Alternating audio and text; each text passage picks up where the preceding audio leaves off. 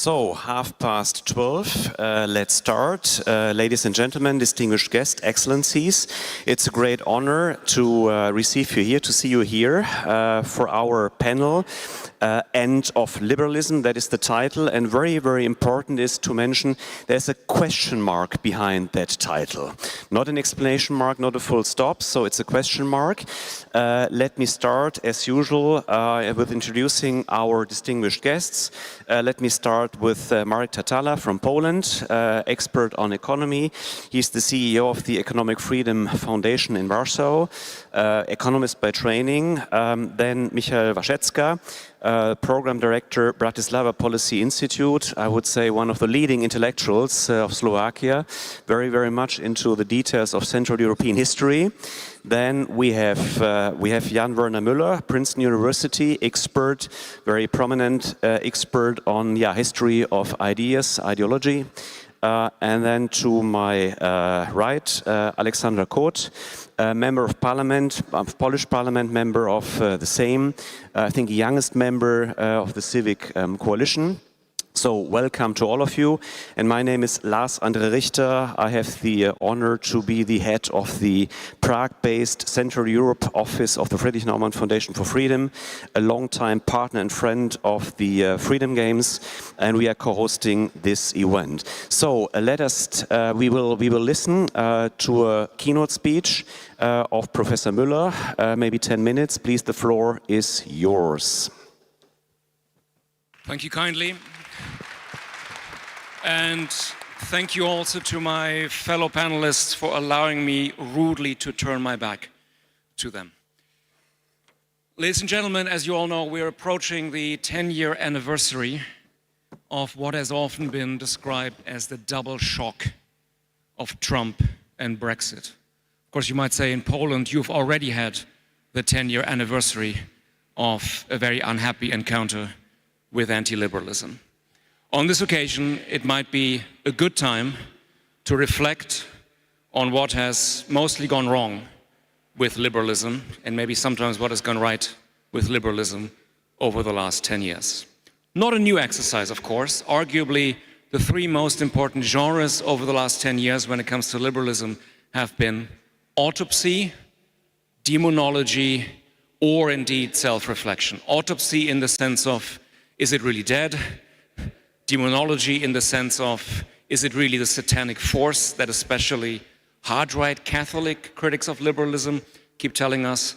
And a certain amount of self-reflection, which is always slightly in danger of seeming like navel-gazing. But at the risk of precisely that kind of navel-gazing or narcissism, allow me this afternoon to suggest to you 4 particular mistakes that many liberals, I fear, have been making over the last decade or so.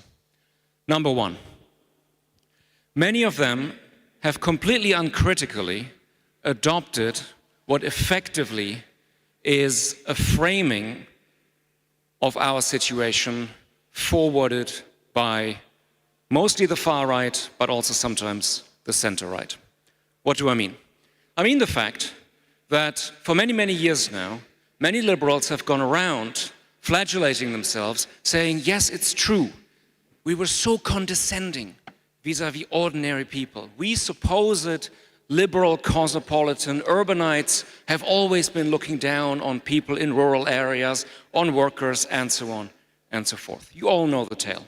I'm not saying it's empirically totally false, but in many cases, it is actually false. The idea that, for instance, in the United States, just to take a totally stereotypical example, hipsters in Brooklyn would do nothing else day and night than to make fun of rednecks is something that you will hardly ever encounter in real life. Of course, you will encounter it every night on Fox News, very predictably. Now this, if you like, concession to the right has resulted in a profoundly asymmetrical situation in terms of who can say what under which circumstances.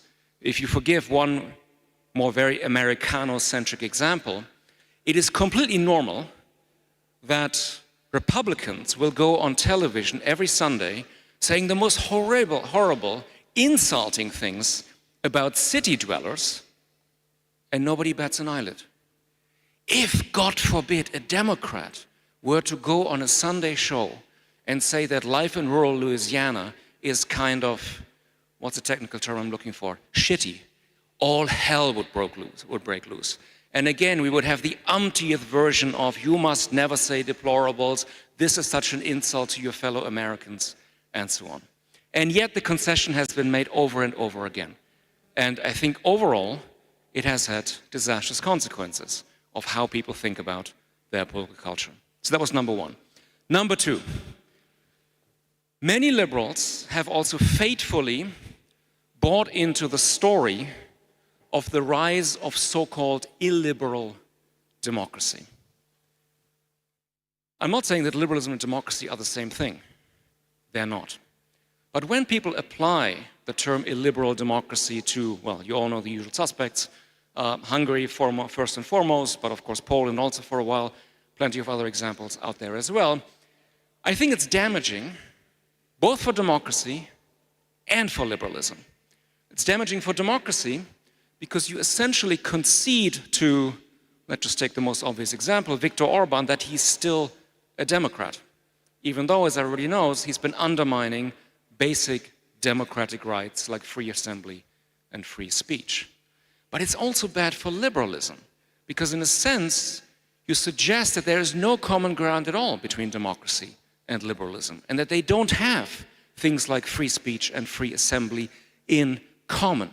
So this strict separation, I think, again, has been a matter of conceding far too much to liberalism's enemies with disastrous consequences for our political landscape as a whole. So that was mistake number two. Mistake number three, again, at the risk of being slightly Americano-centric, comes down to a phenomenon that is nowadays very often referred to as reactionary centrism. I'm not saying that there's something inherently bad about centrism. Of course, we've been hearing for at least 250 years or so that there is something inherently bad about it, that it's a form of opportunism, that, for instance, it's not an accident that one of the founders of liberalism, one of the founders of centrism, if you like, the great French thinker Benjamin Constant, was often referred to as the inconstant Constant, because people said he's constantly changing his positions because as a centrist, he's so opportunistic. That's not what I'm referring to. I'm referring to a very particular dynamic of our age. The fact that liberals keep thinking they're being liberals, and then the far right keeps winning. And the question is, why is that? I think one of the reasons is that many liberals, because they want to be good centrists, position themselves, well, in the center, of course, and they say, the far right is very dangerous, but the far left is also very dangerous. And of course, it's true that you can easily find potentially very tyrannical left-wing actors out there. But what I think liberals who make this move tend to forget is that liberalism is not just about wanting to constrain power. It is also about the judgment of where concentrated power really lies and what is the most dangerous concentration of power. And there again, a profound asymmetry appears. Because whatever you think about the far left on campus, just again to use the stereotypical example, it is far, far, far less powerful than the far right and its allies. And by constantly suggesting this symmetry, very often liberals have given permission to voters who see themselves as centrist, who want to be centrist, to essentially, if in doubt, at least sometimes go with the far right. And that's why the far right keeps winning. And that's why this kind of centrism has such disastrous consequences. Lastly, in a weird way, at least some liberals, not all of them of course, but at least some liberals have kind of adopted an old criticism of liberalism. The old criticism that liberalism at the end of the day is just capitalism. And even though they wouldn't put it this way, I think somehow, subconsciously maybe, many liberals then in reverse assume that as long as you have capitalism, you're going to have some form of liberalism. Now, we should have been disabused of this notion a long time ago, but especially if, again, you look at the United States today, it's one of the, for many people, surprising lessons that no, big business does not automatically go with liberal democracy.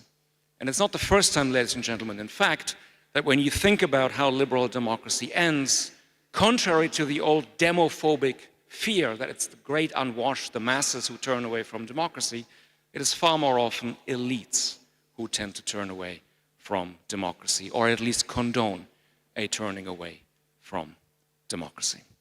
So these were all horrendously negative points.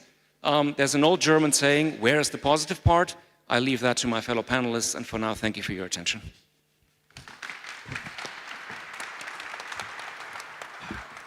Great. Thank you very much, Professor Müller, for that keynote speech. So the idea is maybe to take roughly half an hour here on the panel. I have the time here. We have the time. We see the time here flying. And we would like then maybe to pass last 10 or 15 minutes to open the floor. So let me maybe before referring to your keynote presentation and your question about the positive issues, let me maybe briefly ask all of you, let me come up with a very simple question, and I would ask you to give a very simple answer. Let's imagine liberalism is a person, a human being, a patient, and you are a medical doctor. What would be your comment? Let's start with Aleksandra. What is your comment? So is it still alive? It's just a simple cold, or is it something very, very seriously dying, moribund? What is your take? I think it may be a bit sick, but maybe it's something rather like a common cold and not a deadly illness.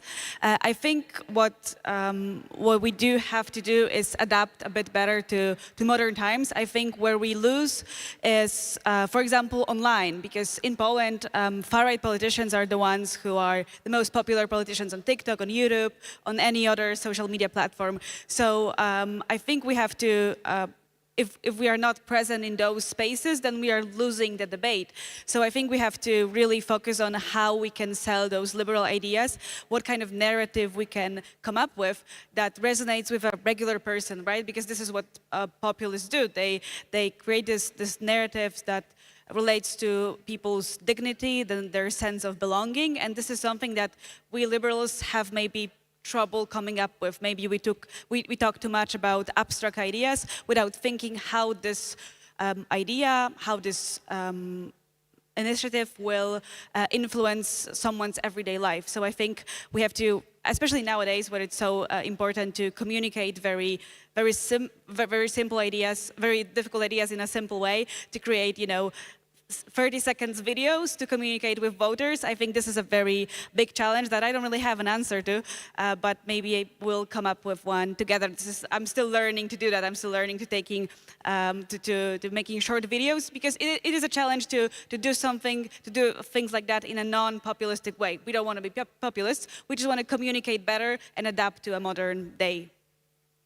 Thank you very much. So you came up a little bit with a healing plan, but let's maybe give the mic to Michal. So what is your analysis, your diagnosis? Well, I'm pretty well known in Slovakia as a pessimist and apocalyptic.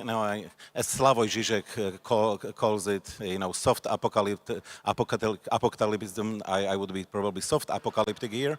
But honestly, the room is not packed completely. If people would feel that liberalism endangered so dramatically, it would be probably packed in the same way as yesterday during Sikorsky's call. No, look, this is not the end of liberalism. First of all, I was very carefully listening to our colleague from the United States, and hey, we in Central Europe, liberals were endangered here since 1989. And by the way, all those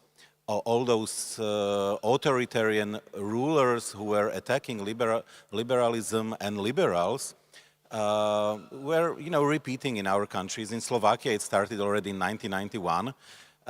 So we are pretty much used to it. And honestly, Central Europe is a really warning system, this premonition for others, kind of that something what happens here is awaiting the global West later. It was for the whole 20th century like that. But no, this is not the end of liberalism. It's dominant theory of modern times, of modern societies. It's a theory based on liberties. It's based, equality before the law. It's a moral philosophy. So of course there will be people who will be endangering it again and again. What is new today is that liberalism is of course accompanying enlightenment. And now for the first time, and I was wondering whether I hear it properly very recently, we hear about dark enlightenment. So suddenly, people with the technical education from the United States are basically suggesting that we should continue without liberalism, without democracy, but of course with highly technologically advanced societies, but basically with a governance coming from the Middle Ages. That's a real challenge, but still, people would not swallow it so quickly.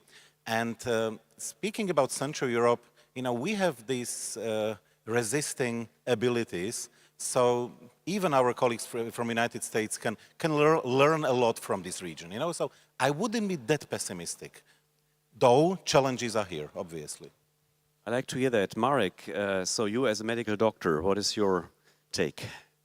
First, I don't think it's a terminal illness. It's something serious, and I think illness is also sometimes good for human body. Illness gives us resistance, gives us immunity, so it is natural state that from time to time we got sick, and it's not the first time when we are speaking about the end of liberalism question mark. Interwar period, financial crisis, pandemic, there were many times where people were saying that liberalism is coming to an end, and in my view it is not ending, at least not more than it ever was. It's changing, it's evolving, and thanks to illnesses we also, change our habits, change our behavior. So this is also opportunity for us, and we should use these attacks on liberalism, the policies that illiberals are proposing as some kind of building new ideas in our movement. But what I also think is essential is not to have a proper diagnosis and have a proper cure. And my problem with many discussions about liberalism is that, for example, we are now thinking about maybe we should have more security or balancing freedom of speech, meaning let's remove our heart and then cure this disease. Or maybe destroy free market capitalism or attack free market capitalism and destroy the brain of liberalism. So this is the problem I have, that in some discussions about curing liberalism, the recommendations are making liberalism less liberal, and I think we should actually make liberalism more liberal as a cure to improve our resistance. Thank you. Michael came up with the with the term of the dark enlightenment. I heard that as well. I don't know what exactly that is. I was thinking about that, maybe a kind of romanticism. Maybe the question to Professor Müller. First of all, maybe a word on you as a medical doctor as well, referring to your keynote speech. But coming back to that, history of ideology. I mean, one very important person of reference in the United States, mainly it's T.D. Vance, is the Church Father Augustine. I mean, that is much before Enlightenment, Dark Enlightenment. What is going on there? I mean, Augustine, he wrote this very prominent, interesting book 1,500 years ago about De Civitatis Dei. So is there a risk that they are trying to reconstruct a kind of religious state? Question for you. So I'm going to avoid your initial question because I think medical metaphors in politics are dangerous, but I'll try to avoid it precisely with a pedantic historical remark. It's maybe worth remembering that the very word liberalism is coined not by liberals, but by anti-liberals in the early 19th century. And it already is a significant move that you basically say it's not about liberal as an adjective, where many people who actually have different belief systems can still be liberal at the same time, because they trust in constraints on power, They have all kinds of concerns about some people in government or in business, for that matter, being too powerful. So liberalism as a distinct ideology, of course, can also exist, but then it's much more likely to be attacked in the way it is often attacked by anti-liberals today as, you know, obsessed with autonomy, too much individualism, all the usual cliches that you all know. Now, to your other concern, you're absolutely right. Nowadays, there is not only, but especially, a hard-right Catholic anti-liberalism, which, as far as I know, didn't exist quite in this way 10 years ago. I know that Poland has had figures like Ligutko for a long time, but in the United States, this is a new phenomenon. And it's an elite phenomenon, so I think the laity of Catholics is very different in its attitudes than what you see on the Supreme Court, what you see among these basically far-right, sometimes outright integralist intellectuals. But they do, without sounding too much like a conspiracy theorist, they do have real influence. And in a sense, yes, they are anti-liberal all the way down, by which I mean that they are not concerned about constraints on power. They are ready to say, if you have a good ruler who basically rules in line with what we believe natural law to be, then that person should be unconstrained in pursuit of the common good. And sometimes they're even willing to tip their hand and say, you know, democracy is only one option. There could be other ways of having a political order. And as long as it's in line with natural law, we're okay with this. And they do say it quite openly now. And this is, again, new. This is something that I think liberals have had a very hard time because they're still, to some degree, in a state of shock. They didn't think that anybody would articulate something like this quite so openly. And because, last thing I'll say, as everybody knows, we have very, very segmented public spheres. It's extremely difficult even to be in a common conversation. I'm not even sure what the vice president does all the time. In the old days, vice presidents had particular causes and projects. This vice president's cause seems to be online trolling day and night. But precisely in that capacity, he is pushing this agenda. And it's very hard to see how you could even be on the same stage where you might articulate a different vision. Aleksandra, Poland was mentioned. I think you are quite familiar here in Poland with this struggle, this competence between the traditional, maybe Christian conservative approach towards policy, and on the other hand, urban liberals. So how is the status here from your point of view? What can we learn from that struggle, from that discussion? Well, I do think that there is something in common in the Catholic or the Christian point of view. I mean, respecting another person, respecting the values, their opinions. It is something that liberals also, a value that liberals also enjoy, and I think it's also true to a true Christian.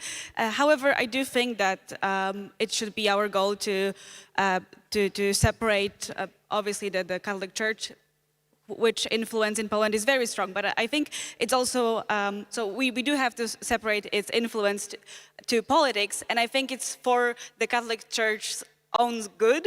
I think if people see a Catholic Church meddling with politics and priests expressing their political views or criticizing any political figure, it makes them not want to attend the Catholic Church anymore. So I think for their own good, they should also consider to be a separate entity. Of course, I'm not maybe an expert on that topic, so maybe I should not discuss that much what the Catholic Church should do. But I do think that you know, by restraining with expressing their political views, they will actually manage to convince more people to attend their services. Yeah, but I do think that we manage nowadays to maybe separate the influence a bit more than we did under the Law and Justice government. However, it's still, the Catholic Church presence is still very, very strong in both influences. It still influences the far-right movement. Their voice is still very much important to many people. But like I said, I think for their own sake, they should not be meddling with politics. I think just to stress that we as liberals, I think we are what is like persons, so which means so we don't have anything against traditions or conservative values or religion, but it needs to be separated. I mean, liberals are not against traditions or something like that. So that just to stress that, maybe I mean you mentioned in your first statement emotions and the way how to communicate and how to convince people. Maybe I give that question to Marek as an economist. So yeah, economy and emotions. How to find the balance with that. I mean, it's absolutely clear that is what we often heard, that the liberals, the message is so cold coming from, yeah, economists playing around with figures, statistics, and so on and so forth. And I would say, by the way, that, I mean, history of civilization, if I may say that, history of civilization, which is linked to history of liberalism, that is controlling one's emotion. That is very, very important, controlling, and not to ignore, but controlling.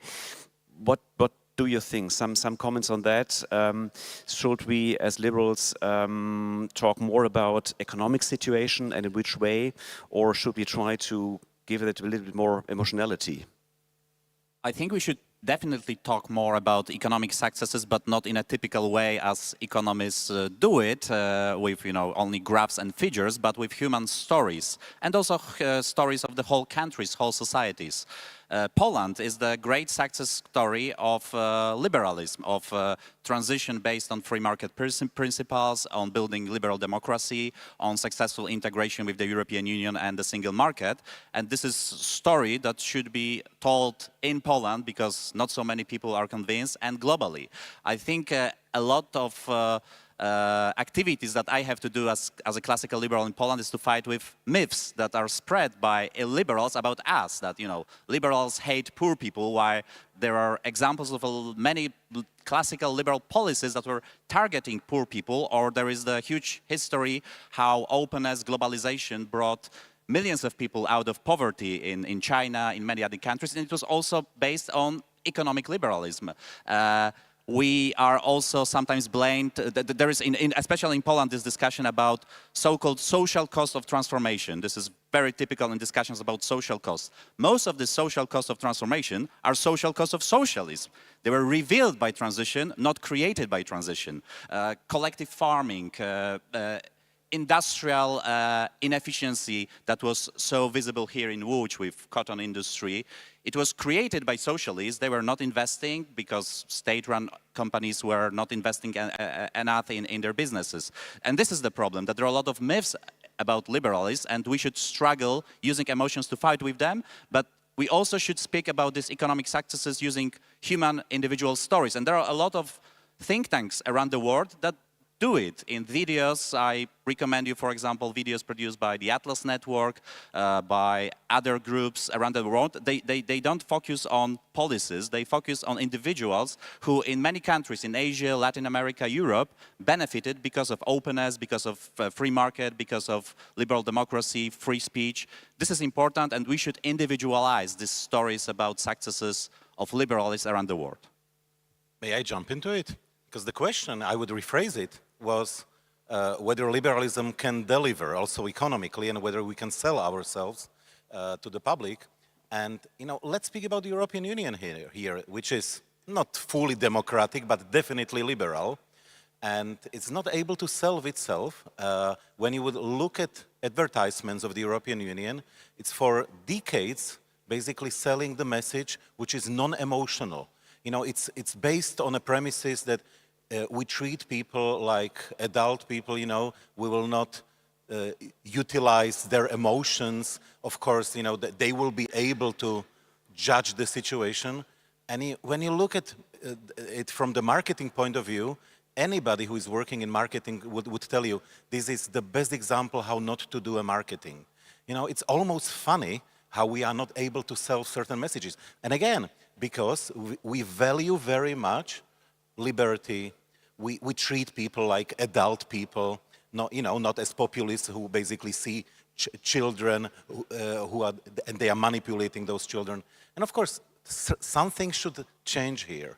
I mean, I don't want to say that we should be like populists and behave like that, but let's be fair. We were not only the message is not that we were not able to deliver, but we were not able to sell the message that we are delivering.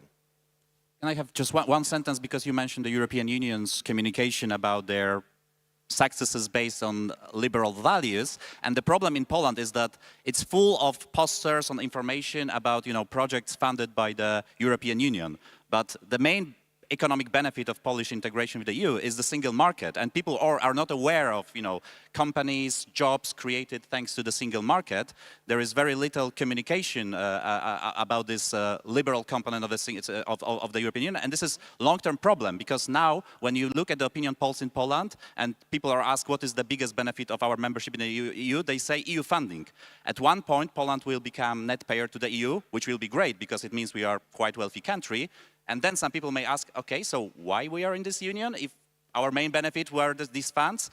EU and Polish government, and I think regional governments, should focus more about communication about this, liberal economic component of the EU integration, because it can create long-term, commitment of the people to the European Union.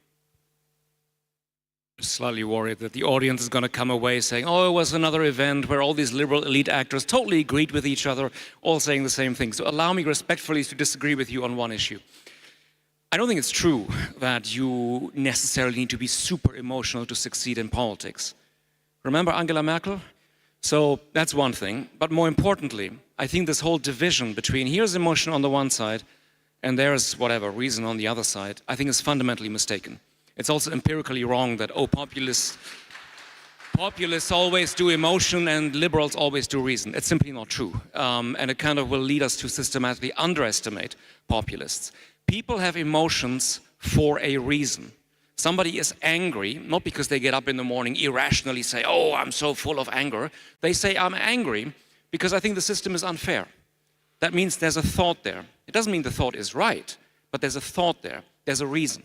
And you have to understand that and try to engage with that reason, as opposed to, oh, let's just do better PR for the European Union. The European Union has been doing lots of emotional PR for decades. And very often it's been totally counterproductive. Whenever I try to say, oh, let's have an hymn, let's have a flag, let's have the European Constitution, because people are going to get more emotionally engaged, it totally backfired because people got afraid and they said, ooh, this looks like a giant nation state. Because, hey, now they do more emotions and hymns and flags and all this kind of stuff. So I would just say it's an important topic, but let's sort of be more careful in what kind of concepts and framings we deploy when we talk about it. Let's try to link all these issues with some concrete cases from the concrete situation in our respective countries. We had in Czech Republic, where I'm based, recently elections, and I would say so the war in the Ukraine was a topic, immigration was a topic, but the main topic was the economy and the concrete social or economic situation of the borders, inflation, energy, housing. So that was the main important issue. And when it comes to the results, I mean, we all know that former Prime Minister, future Prime Minister Babiš and his ANO movement, they won the election. But we oversee maybe that a kind of liberal party which is done came out quite well from that election. Whereas in Hungary, our liberal partners and friends from Momentum, they are quite weak. I think situation here in Poland with Nowoczesna is quite critical as well. Ask a question maybe to Michael again. I mean, in Slovakia, so the kind of liberal, let's say, social liberal party, Progressive Slovakia, is in the opposition, but it's quite strong, quite successful. So what is going right then? And what is going better maybe in Slovakia? What can we learn from you? Well, it's going relatively well as for the moment. Speaking about public opinion polls, Progressive Slovakia is scoring, 23, even 24% of the support, which is, as for social liberals, great, surprisingly good for a country such as Slovakia, which has non-liberal traditions, etc. What they changed, unlike their predecessors in the past, is exactly what I suggested, that they tried to play the game of the other side, so to say.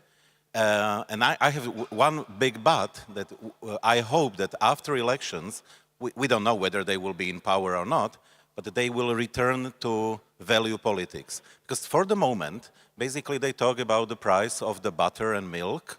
So they are literally utilizing arguments of populists, not going into extremes, basically criticizing the way how the country is governed. And they are not so much critical about international relations, the way how Slovakia is somehow backsliding from certain liberal consensus, which was typical for Central Europe, and it's starting to cooperate with Russia. They are not going into these issues, so they stay on economic issues. But again, that might be good for a campaign eventually, but they should return to value politics after elections. Otherwise, they would be basically the same as populists, And this is dangerous when you are utilizing those habits, but you are becoming the one, yeah, as a consequence. I can offer maybe some hope for the Polish context. We have obviously 2 years to parliamentary elections, and I do think that we will have some parties, some initiative formed during this 2 years. We have some things brewing already, and I think it's very possible that we'll have a party that will have 8-10%, maybe 5 or 6, but will push this liberal agenda and this project will push this liberal narrative, and then the more centrist, maybe more conservative parties will have to confront themselves with those liberal ideas, because those will be the ideas that many people will find appealing. So fingers crossed. I do hope we do need that kind of project, that kind of party in our political scene. Something that Nowoczesna was, and Nowoczesna did influence other parties, did influence the political scene in Poland, and I think we will see something similar happen pretty soon, I hope. So one balance, hearing all that, one balance could be that there's no end of liberalism, there's no end of history, nothing as such. There's more this model of history than a eternal repetition, an up and down. We saw then liberals seeing a kind of spring then in Slovakia, critical moment here. You are referring to some options how to bring it back, so that in Germany it's at the moment, seems to my home country, it's obviously dying as well. So we talked before in preparation of our panel here about frustration. That is one reason why the extremists, they in many countries, not in all, but in many countries, they are gaining power or influence and power and importance. But there's one case, Hungary, where we have upcoming elections in April next year, which means in half a year. So, and there's much frustration as well. But frustration could be then a problem for the ruling government. It's still open. It's too early to have a party, to have a celebration on the end of Orban, the end of Orbanism. So I don't see that at the moment. So let's wait and see. But yeah, can one use frustration against authoritarian leaders as well? Maybe question for Marek and then for Michal.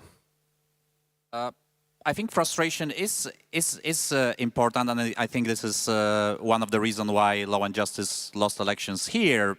And I was involved a lot in discussions about the rule of law, like the liberal values. But in the end, I think, for example, inflation was much more important because people care usually more about their wallets than legal institutions in the country. What I think is challenging for Hungary is that they may experience something that I already mentioned with the example of the social cost of transition.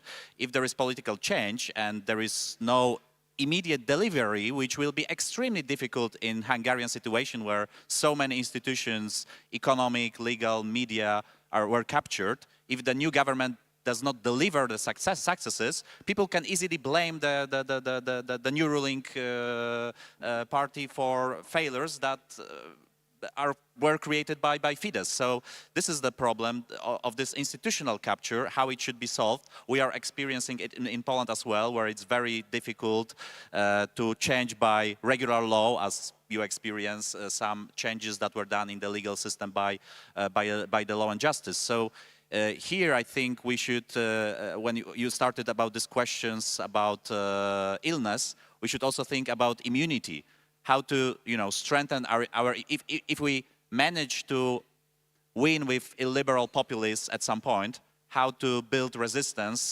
during, one term in power, because otherwise they may easily return, blaming the liberal Democrats in power for many things that are not really caused by them. This is one of the priorities that we should have. Want to comment on that? Well, I would be very careful about utilizing frustration. I would say that, in order to mobilize people, of course, you are playing with some kind of unsatisfaction on their side with state of art. But frustration is something much deeper, So, and unfortunately, a lot of populists are utilizing anger and frustration. So I would say unsatisfaction. But what is a real challenge for liberals, as I see it, because we are living in a changing world, really the paradigm change when, in the same way as when hunters settled down and created the first civilizations, we are exactly in such a paradigm change. Everything is changing, and people got used to the fact that capitalism simply and modern society can function without liberalism and without democracy. They are getting used to it. And of course, sooner or later, they will realize that they are lacking certain liberties, that some populists, which sooner or later will turn into authoritarian and autocratic rulers, will be not really accepting the equality before the law. I mean, that will come very, very soon. So the question is how to mobilize people and convince them that it's never too late to warn them that it's coming, and it's not necessary. It not necessarily should come. That we can change the direction already at the moment. So to do something as a prevention of something what we see that it's necessary going that way. Maybe a last question before opening the round to two of you. That was mentioned as well that, authoritarian leaders, be it in China, be it in, I don't know, Russia or in other countries, they are blaming democracy for being to have too many days of voting. We have midterm elections in Argentina today, so they will come up with a sentence on the reform policy of President Milei. So we have democracies, they have elections in Germany, for instance. We are, thank heavens, a federalist state, but so you have the every 4 or 5 years election on the federal level and then state level. So, and when it comes to reforms, structural reforms, that requires time. In the case of Argentina, a generation to change that country. But any reform, there needs time.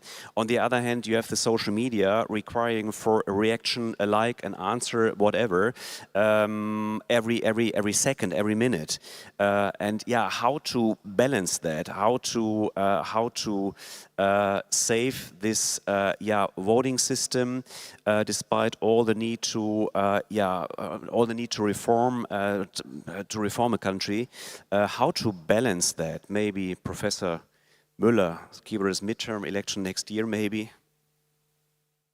I'm glad I have 3 hours left to answer this very simple question. So 3 points very briefly. Number one, it does matter that even in Russia and China, even in China, they want to be seen as democracies. Remember that when Biden had his big summit in 21 about autocracy versus democracy, Beijing came out with a paper saying we also have democracy. It's called whole process democracy, and it's not democracy. But in a sense, we should always bear in mind that despite all the global democratic recession for the last 20 years, people still want to be Democrats. On social media, I think it's very important not to fall into a kind of defeatist technological determinism. Every media revolution has had political effects. But every media revolution has also always been overestimated in basically only supposedly pointing in one political direction. Printing press, religious wars. Radio, Hitler. TV, McCarthy. Social media, Trump. It ain't as simple as that. Apropos, populists are simplifiers and the liberals do complexity. It's not as simple as that. Facebook is not the internet, it's a particular business model, it's not beyond regulation. And in any case, we can't exit at will from this world, so we should think more about how can we possibly set benchmarks or parameters and constraints. The EU, I think, is trying. I mean, if you want to say something positive about the EU, there's a reason why J.D. Vance, other than online trolling, is so much invested now in telling everybody, oh, the Europeans have abandoned free speech, they must deregulate, they must deregulate. He's obviously doing the bidding of American tech platforms because it is actually effective. Otherwise, he wouldn't be doing it. He wouldn't spend political capital on this issue. So there's a lot more to be said about social media. Certainly, if I may add one sentence, you could say that one thing that actually has truly changed is that in the old days, there were only so many instruments or means of political mobilization. In other words, how do you actually get people to the polls? The oldest model is clientelism. I promise you some benefits and bureaucratic favors. Then in the 19th century, we have the invention of the modern mass bureaucratic party, essentially the invention of German social democrats. And now we have something that actually is new. You can actually mobilize people directly, speak to them directly via social media. Best example, Bolsonaro, who initially really had nothing behind him. Then agribusiness went behind him, obviously. But initially, you remember, he was basically there with his cell phone in his backyard. And it wasn't very good quality in terms of what he was recording. Now, again, this is not politically necessarily going one way or the other, except, and this is the last thought, except in a sense there is probably an incentive always to ratchet it up. In other words, to really mobilize people this way, you probably always have to tell them that everything is at stake in the upcoming elections. We are about to lose our country. The evil guys are about to win. It's very hard to do normal, quote-unquote, policy-oriented rhetoric in this kind of format. And again, Bolsonaro is a good example. You remember that even when he was president, for a while actually he had no party at all. I think by now he's cycled through 8 or 9 parties. So there is a cost to abandoning that more traditional way of mobilization. But again, it would be a mistake to say, and hence the technology itself is necessarily populist, illiberal, damaging to democracy. End of rant.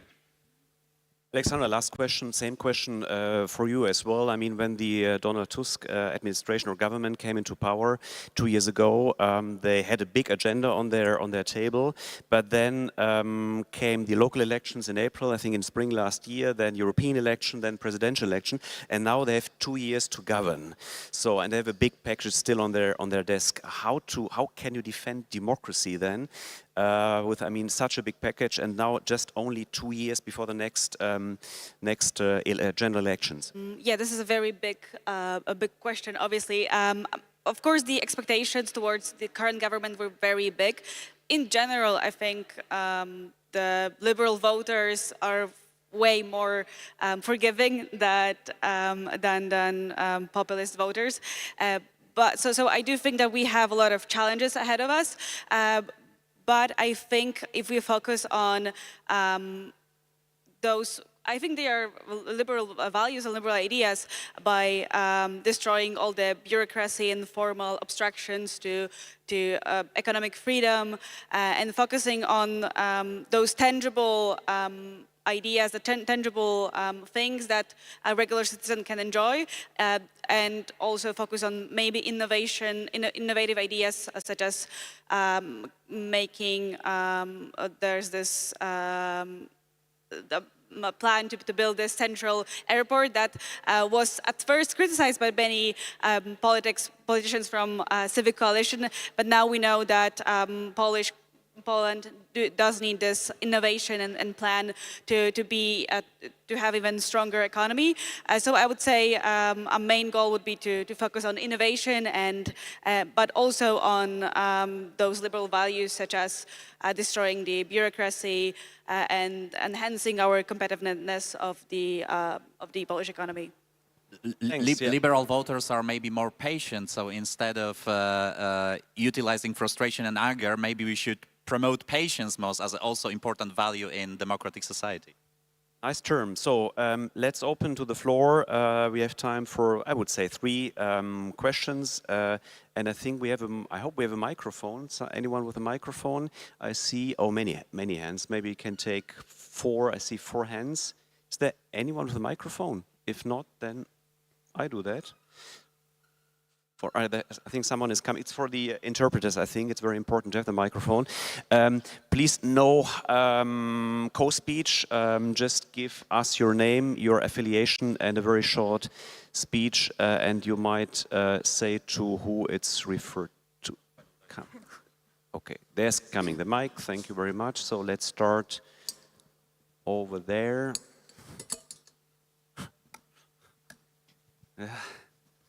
Try to make it. Okay. Thank you. Michael Prendergast here. I'm not affiliated with anyone in particular. But, a question for the whole panel. You've been using medical metaphors. So just to jump on the bandwagon, how would you respond if I said that one of the causes of the disease is the same cause that could lead Francis Fukuyama to write a book like The End of History, which in its complacency, declares the victory of liberal democracy.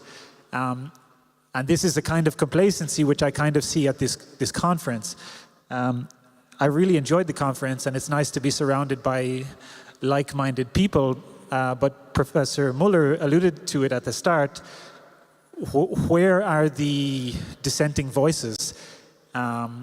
Is it not an exercise in complacency and a form of intellectual masturbation that we're engaging in, that we don't have those other voices present in the debate?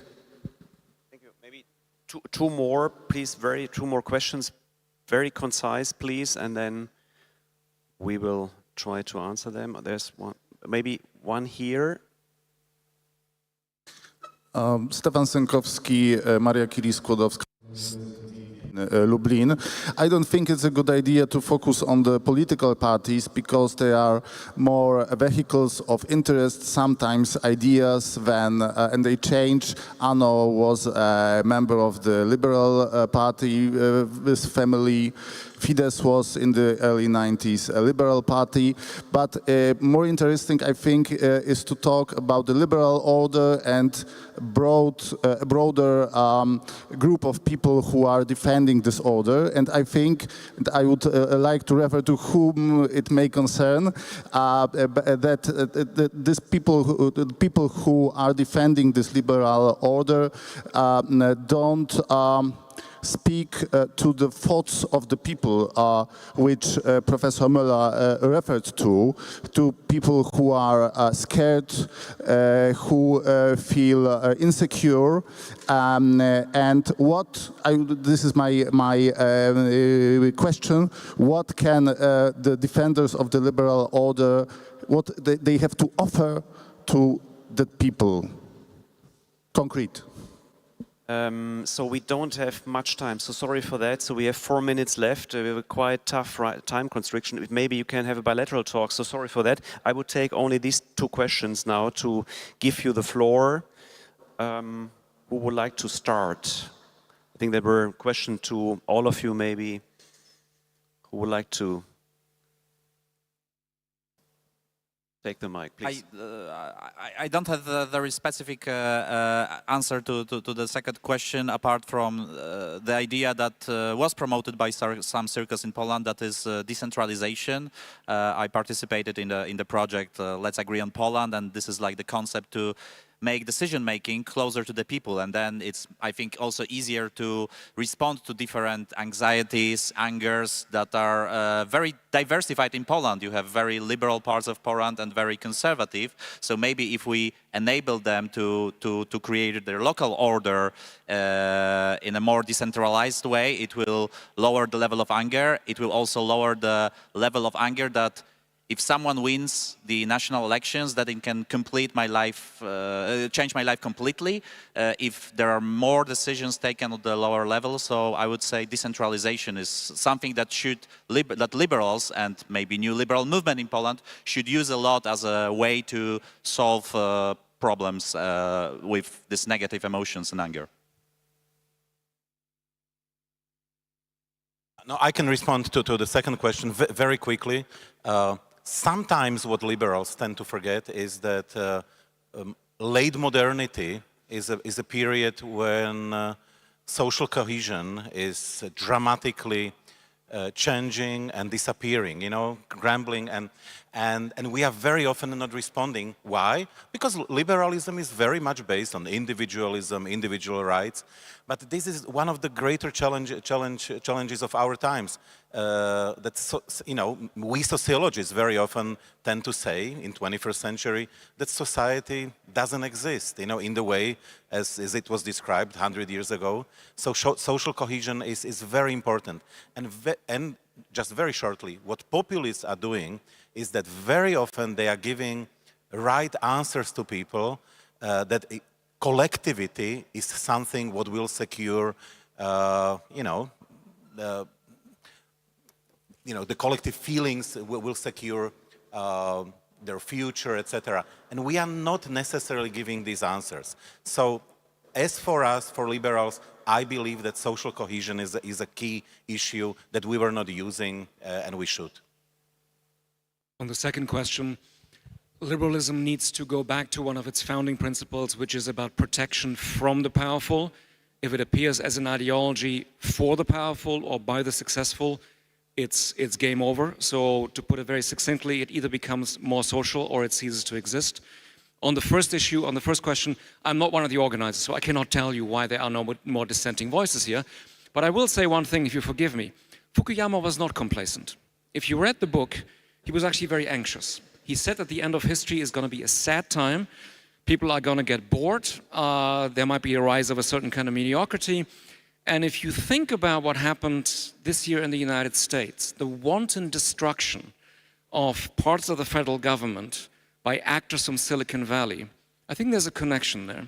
To put it bluntly, these are people who have it too good, who are spoiled in a certain way, who don't realize that actually you need certain things to make government work, to make a society work. And because they're so spoiled, they think, oh, we're just going to destroy it, like little kids.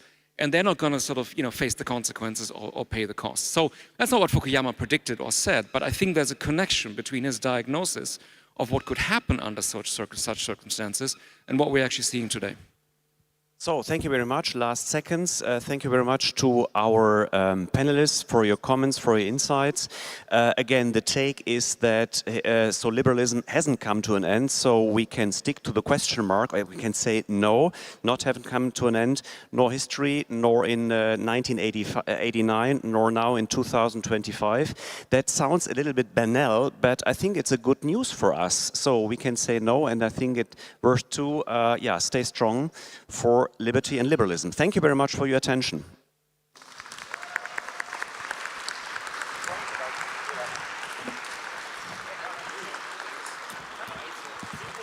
Kiedy zapala się lampka on air, to jest najlepszy moment. Nie ma jednego instrumentu, który lubię najbardziej. To zawsze jest kontekst. Uwielbiam sport bez obrazu właśnie z tej perspektywy, kiedy to ja mogę ten obraz kreować. Pusty stadion nie jest cichy. Tam gołębie startują. Jak ja bym chciała, żeby z mojego radia było słychać "będzie okej". Ono może być cichutko w tle. Radio, które jest przyjacielem tego odbiorcy, przyjacielem człowieka. Mam plan na bezpieczną firmę.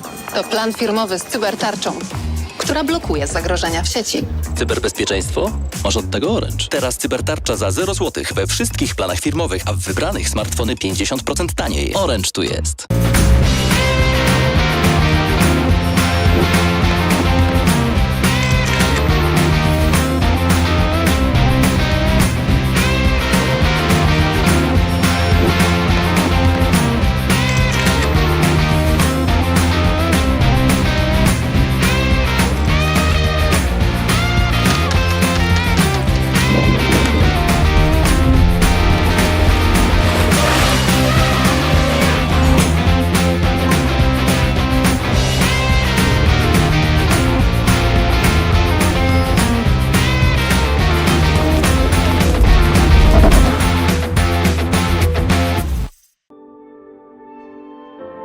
It can look like this, or like this. It is threatened, but it is our responsibility to protect it. For each person, it means something different, But when we reach it, we all know what it looks like, what it sounds like, or how it feels. And if we all fight for it, it will eventually bring us together. Freedom.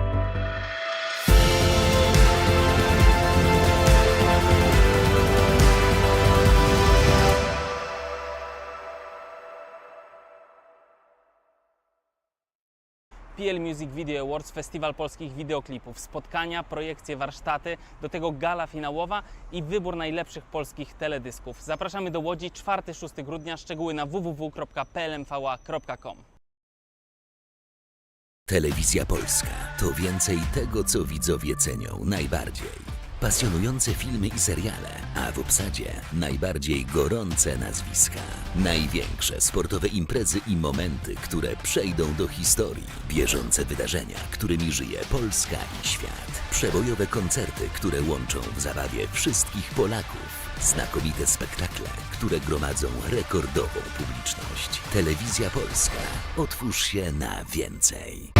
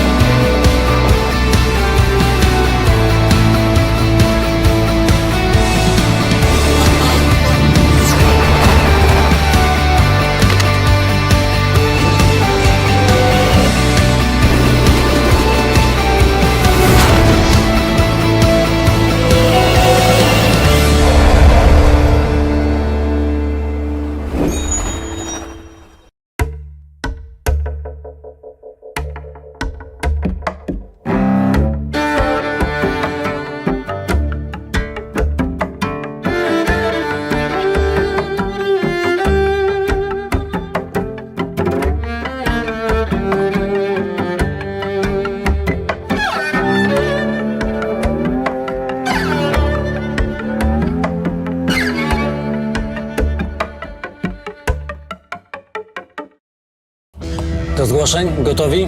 Start! Ja zgłoszę bibliotekę! Ja, pierwszy basen w gminie. Ja amfiteatr naszej orkiestry. Wszystko w waszych rękach. Co powstanie dzięki wsparciu totalizatora sportowego w twojej okolicy? Zgłoś obiekt sportowy lub kulturalny. Wejdź na stronę gdygrasz.pl, bo gdy grasz, wszystko gra. So we just had an emergency landing in Poland, in Łódź. Yeah, don't worry guys, we won't be here for long. Lads. Hello vlog, so I know we were supposed to show you some wild animals and a bit more sun, but yeah, instead we have to spend 2 days in this boring place. Come on. Did you say boring? I will show you beautiful nature and animals and even more. And you will see what this region has to offer. Deal? So we said yes, because why not, right? And this girl took us around the whole region. We ate pierogies. We saw some Polish art. We saw some wild animals. We got spiritual. And after all, we fell in love with this place.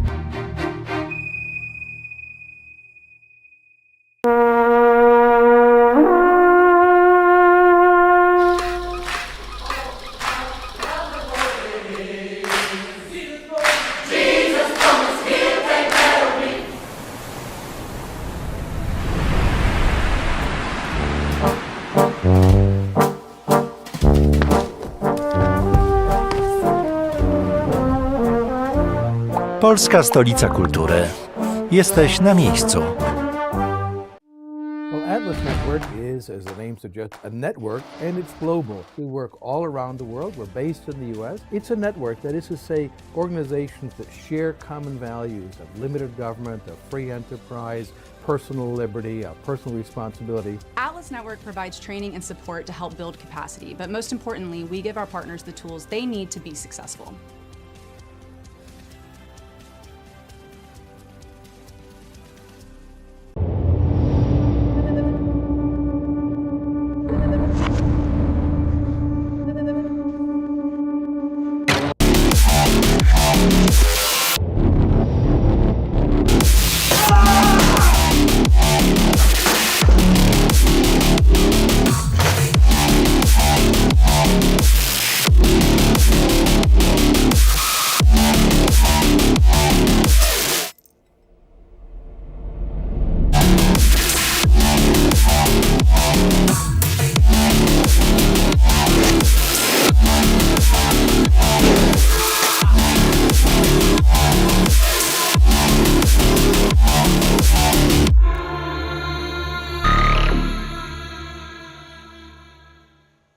Myślisz, że to ktoś wyjątkowy, miłośnik kultury, kto sypie cytatami z pamięci. A to może być ktoś, kto na wakacje pakuje książkę, tę samą co rok temu.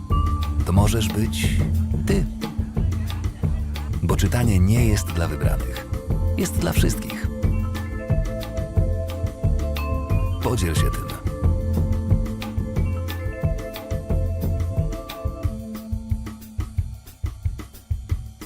Do PKO Banku Polskiego przenosi się nowy klient. Weź się, przenieść się jest easy. Czaruś, wytłumacz. Otwierasz konto w PKO Banku Polskim i masz święty spokój. Przeniosą kasę i zlecenia stałe, a pracodawcę poinformują. Ogarniesz to przez internet. Bo to dobry bank jest. Ej, widzę cię. Wolisz w oddziale? Dawaj do nas. Otwórz konto w PKO Banku Polskim i dołącz do 12 milionów klientów. PKO, twój bank polski. W kinie doceniam prawdziwe emocje. Na boisku pilnuję czystej gry. W kuchni poszukuję autentycznych smaków. Ale w internecie jest to trudniejsze. W internecie wobec informacji też trzeba być sędzią. Dezinformacja jest jak bramka strzelona ze spalonego. Więc jeśli coś we mnie wzbudza emocje, daję sobie czas. Może ktoś specjalnie chce mnie zagotować, bym uległa manipulacji. Filtruj informacje. Sprawdzaj ich źródła. Nie masz pewności? Nie udostępniaj. Postaw na czysty przekaz.